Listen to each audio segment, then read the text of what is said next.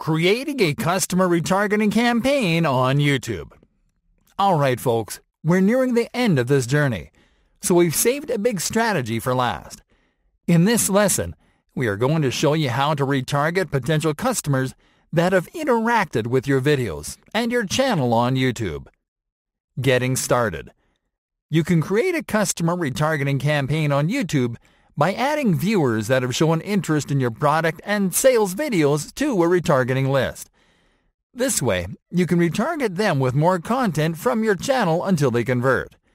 For this, start on your Google Ads dashboard, and from there, click on the Tools and Settings option in the top bar menu.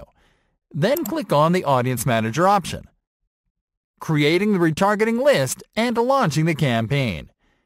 This will take you to the remarketing section of the Audience Manager, where you can create your retargeting list. Start by clicking on the plus icon. Next, click on the YouTube Users option from the display menu. Now you can start setting up the list. First, enter the name of your new list into the Audience Name field. Now click on the List Members menu button. Here you can select which users to retarget according to how they interact with your videos or your channel. You can retarget people that viewed any or certain videos from your channel, people who viewed any or certain videos as ads, people who subscribed or visited your channel page, people who have liked your videos, people who have added videos from your channel to a playlist, and people who have shared a video from your channel. The best strategy here is to select Viewed Any Video as an ad from a channel. This retargeting strategy allows you to retarget viewers who have completed viewing one of your video ads. This is a signal of interest and sometimes a purchasing intent. So retargeting these viewers will lead to a conversion after 5 or more retargeted videos. Next, click on the YouTube channel menu button and select your YouTube business channel from the list.